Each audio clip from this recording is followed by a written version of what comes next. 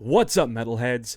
Lord Metalblade here, and welcome back to Lord Metal Reviews. It's been a while since I did a video on this series. I apologize for that, but holy crap, this one is going to be a crazy one.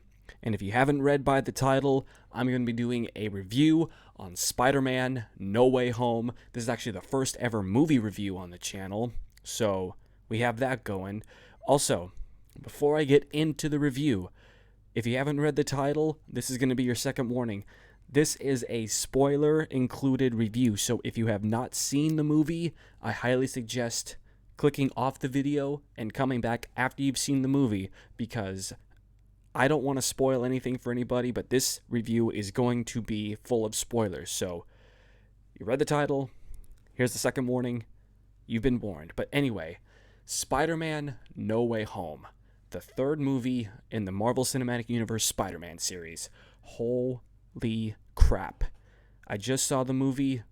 I didn't see it opening night, unfortunately, because I was busy with work. But this movie, where do I even begin?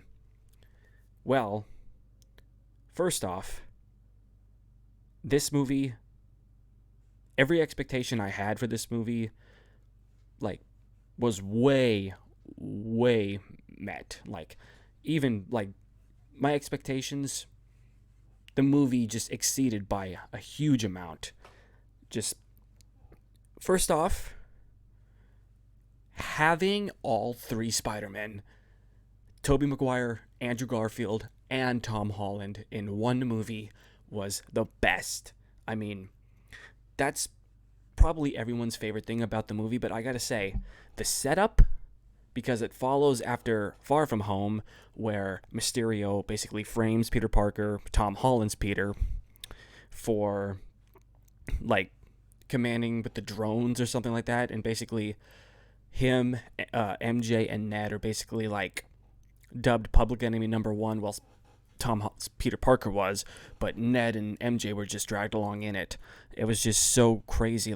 Seeing all of that, I kind of had real feelings from Civil War when I went and saw Civil War when it came out, and basically how the law was basically out to get Peter Parker, and he had to move because of people that were siding with Mysterio and things like that, and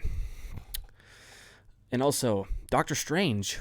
Holy cow, when Doctor Strange entered the movie and just the whole cat and mouse fiasco through the multiverse, basically, it was like some Inception shit going on. That was just insane. Because Doctor Strange was trying to do the spell where everyone was going to forget who Spider-Man was, but with Tom Holland basically, saying, I want MJ to remember, I want Ned to remember, I want Aunt May to remember, and him basically messing up Doctor Strange's spell and just caused a massive shift in the multiverse was just insane. But having Spider-Man trick Doctor Strange, basically saying math beats magic or something like that, was really funny, and trapping him in that dimension, that weird twisted Inception dimension, whatever you want to call it, was just insane. But man, I honestly was not expecting Aunt May to die. That right there, I got choked up watching that. I mean, I was seeing it with friends, and a couple of them got choked up, started crying as well. My God, just Alfred Molina and William Dafoe and Jamie Foxx, and I don't know who plays Sandman, I don't know his name, but seeing all of them enter the movie, when you have Peter Parker on the freeway trying to go after that lady, and then you just see the freeway just get ruptured, and then Doc Ock just comes out. That was amazing. And then they have their little fight, and he goes, "You're not Peter," and it's just it felt like the whole movie wasn't gonna add them in, if you know who I'm talking about. But going on, and then we see William Dafoe, Green Goblin, come out. It's just, the whole climax of the movie was just building up. It just felt like when the tension and the action picked up and it dropped, it was the tension was still there. When they moved to that, I think that was Happy's place that they went to, and then when Tom Holland's Peter got all of them, I can send you back before you don't die, that way you guys don't die or anything. I'm like, okay, this, I feel like this is going to go south really, really fast. And then, of course, when freaking William Dafoe, when Green Goblin was coming out, that's when like, the whole thing just went sideways instantly. And just, I'm going to say this right now, William Dafoe was amazing, and I honestly think that Green Goblin is the best villain in in any Spider-Man universe. I haven't seen Into the Multiverse, or the one with Miles Morales. I haven't seen that one, so I still need to see it. But anyway, Aunt May dying, I honestly was not expecting that. Like, when she just kept saying, "I need to catch my breath, I need to catch my breath," and she just, like, her speech was slowing down. I'm like, no way, she's not gonna die. And then when Peter was saying, like, "Yes, come on, like, keep talking, May," and that was just, you can definitely tell Peter was definitely, like, broken, especially since it probably wasn't that long since he lost Tony. And then, having MJ and Ned along with him was probably the best thing ever. Like, they didn't go against him throughout the whole movie. They stuck by him, and that's what really made me happy. They didn't just, "Okay, Spider-Man, you're a threat, you're a criminal, we can't be with you." They all stuck together, and that was honestly one of the best things about it, because true friends stick together no matter what. And of course, Flash was in there, just like comedy relief or whatever. I mean, he wasn't bad. I don't dislike his character, but I don't know. I can't remember the actor who plays Jonah Jameson, but seeing him in there, like, growing up, Tobey Maguire was my Spider-Man. I grew up with that Spider-Man. And then when The Amazing Spider-Man came out with Andrew Garfield, I kind of didn't have the same, like, love for it. Maybe because it's like, okay, you're not Tobey Maguire. I didn't hate it. And then when the first Spider-Man came out, Spider-Man Homecoming, I decided to go back and watch the first two Spider-Man with Andrew Garfield, and I got a better appreciation for it. But anyway, when Peter goes off and Ned, I take it they were at Ned's house or his grandma's house or whatever, and Ned getting Doctor Strange's thing, his ring thing, and saying, "I just wish we could see him."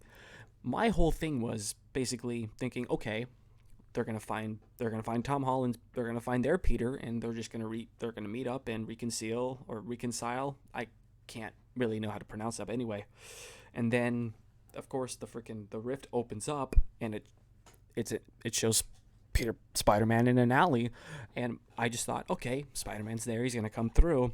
And then when they were calling him and he's running forward, I immediately, like, that's not Tom Holland.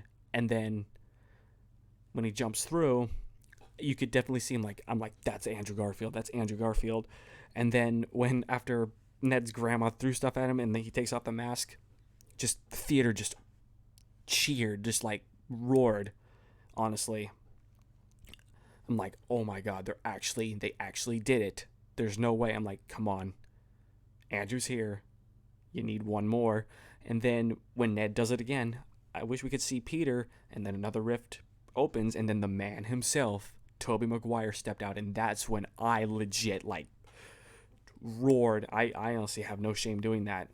Like, seeing the Spider-Man I grew up with finally come into the Marvel Cinematic Universe was just, and of course, but anyway, having, Andrew's Garfield and Tobey's Garfield do, like, a little, like, showing their moves, because it's funny, because Andrew Garfield and Tom Holland, their web shooters aren't artificial, meaning, like, Tobey's is, like, actually in his system, so it's like he has that upper hand because he is technically the older Spider-Man.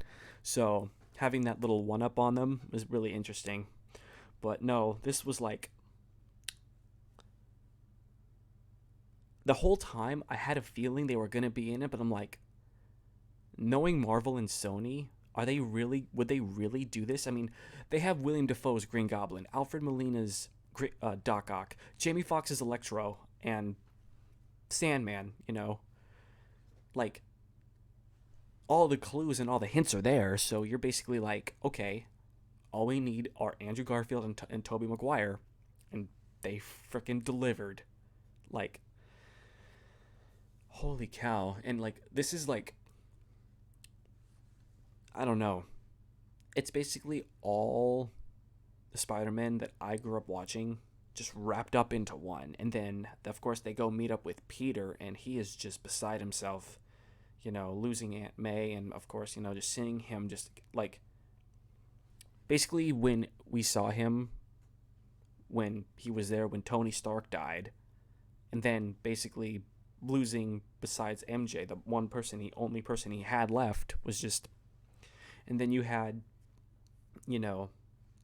Andrew Garfield mentioning Gwen, basically her being his MJ. That just, if you guys haven't seen Spider-Man 2, The Amazing Spider-Man 2, you guys know. So seeing that was basically just, the feels was just undescribable. And then Tobey Maguire mentioning Uncle Ben, it's just like,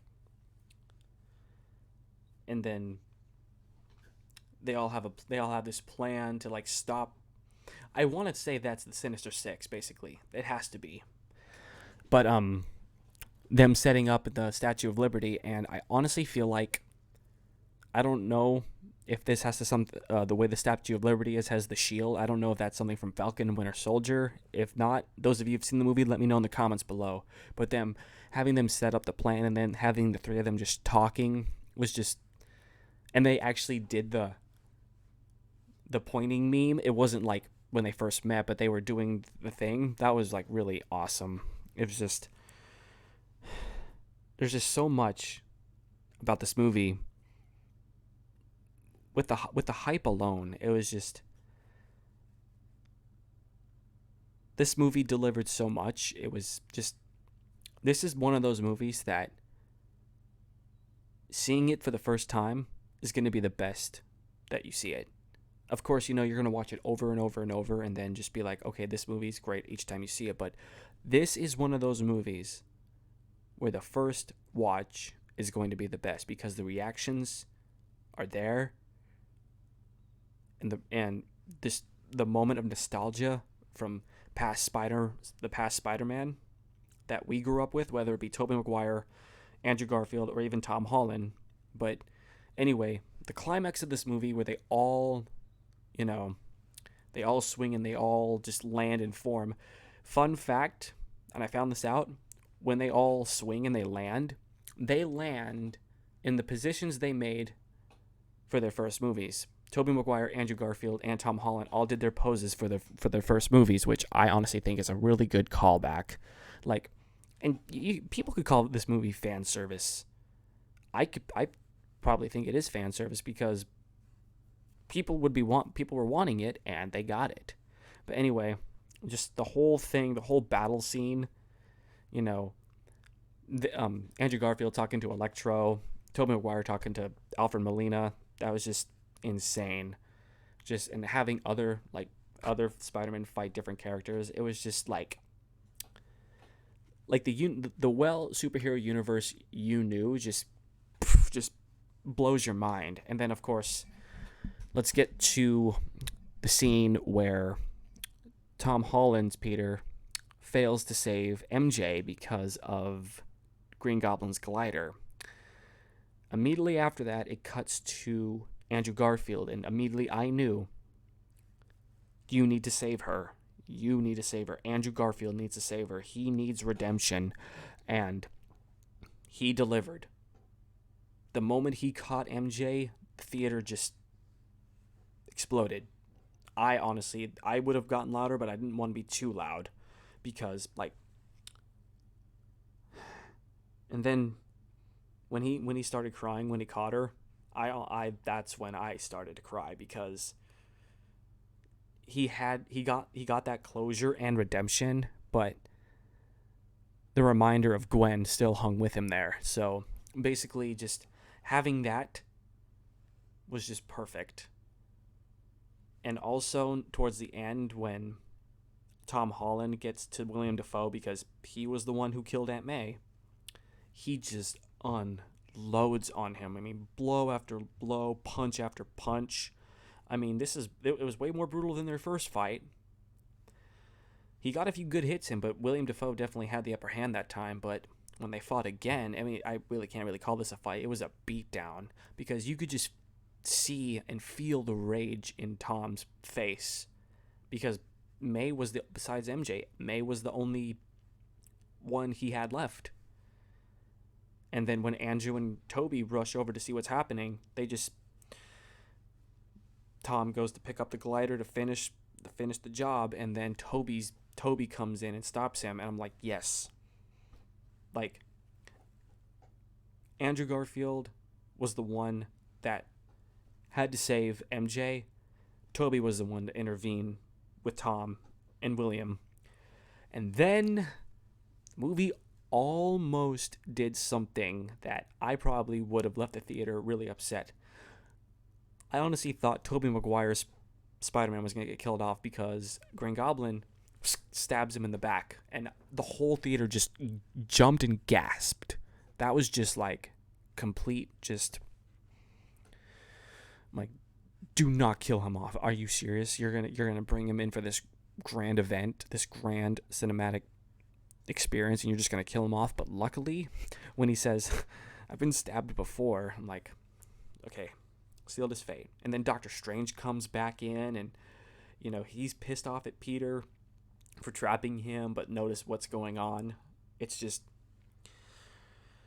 oh my god, there's so much. I'm saying, I feel like I'm repeating myself, but like, this movie was amazing. And then of course, Peter finally decides that Strange should do the spell where everyone gets who he is, Tom Holland, and basically the multiverse is just shifting and just like people trying to come through, and basically Strange does it. He does the spell, and before he actually does it, Tom actually gets a really heartwarming goodbye because he knows what's going to happen. Ned isn't going to know who he is, nor MJ. And that scene when all three Spider-Man just hug, that was just amazing. And before I forget, I want to make sure I get a lot of other details because I know I'm going to go back and like, I didn't say this, I didn't say that. Tom Holland mentioning the Avengers to the other two, and then Tobey Maguire actually saying the Avengers, that was the best thing for me. Like, the Avengers, that's cool. What is that? Like, that was Bully Maguire by far. It was just, hearing Tobey Maguire Spider-Man say the Avengers was just so satisfying to me. I can't explain it. But, this movie really was amazing. And then, of course, the ending scene where basically Peter's on his own now, but I honestly thought that Strange would have actually like did something nice for Peter and make it to where only Ned and MJ still knew who he was, but that wasn't the case. But movie was still great because of that. I'm not gonna dock points for it because that's because Tom wanted it. So when they go into the donut shop and then when MJ waves, I'm like, yes, Strange did it, but she was waving at Ned. That was just, I'm like, damn, he actually did it. But anyway, and then the post credits scene with Venom, because I got spoiled for Venom 2, unfortunately. So I knew Tom Hardy's Eddie Brock was there. So yeah, but anyway, this movie was incredible. It was absolutely just, there's only one question that remains for me. Was this movie better than Endgame? Because when I went and saw Endgame, the amount, I wouldn't say fan service, the amount of effort and the amount of greatness that was in Avengers Endgame, with having all the Avengers plus the Guardians, Captain Marvel being in there, the icing on the cake, Captain America holding Mjolnir. I'm honestly about ready to say that No Way Home was better than Endgame. I'm honestly that close because, I mean, aside from, of course, probably going to be the greatest moment in superhero cinema. I don't think that'll be repeated. At least not for a while. I mean, there's a lot of great moments, but like with this movie, and also people were saying that, ooh, what if Miles Morales was in here? You know, I honestly don't think they were going to do that because maybe it's because of the movie being out for not that many of years, or the fact that, you know, because you have Alfred Molina, Lizard, Green Goblin, Electro, all of that. But yeah, I'm honestly ready to say that Far From Home or No Way Home was better than Endgame. And people say, "Oh, it's because Andrew Garfield and Tobey Maguire are in it." Well, honestly,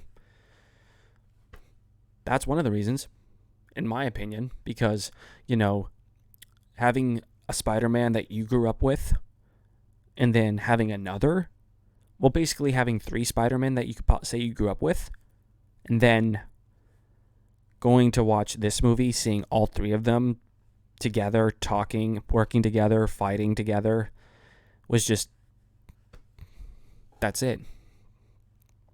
Like, if you haven't seen this movie, well, if you've made it this far in the video and you haven't seen the movie, I really hope you didn't, because I've just been spoiling this movie rotten. And like I've said in the beginning of the video and in the title, I don't want you watching this video if you haven't seen the movie, because this is a movie that you need to see. If you're a superhero fan, if you're a Spider-Man fan, if you're a Marvel fan in general, you need to see this movie. I'm honestly going to be giving this movie a 10 out of 10. Endgame didn't even get a 10 out of 10 for me. It didn't. I didn't do a review on that movie, but like I said, this was probably the best Spider-Man movie ever made. Not just because of Andrew Garfield and Tobey Maguire and Green Goblin, Electro, all those guys. Just from start to finish, you're just on a huge roller coaster of emotion. There's tons of, the action is just at its peak. And yes, people will call it fan service, I know, but it's well deserved and it's just awesome. I'm sorry if I haven't been like super excited like my metal self. It's really late. I wanted to do this review and I wanted to get it done because I wanted to talk about it because I was so excited. But anyway, I've been going for about 23 minutes now about this great film. Go see it. It'll blow your mind. But anyway, that is all I have to say about the movie. Thank you guys so much for watching. Leave a like, leave a comment down below. Don't forget to subscribe. I'm Lord Metalblade, and as always, I will see you metalheads in the next video.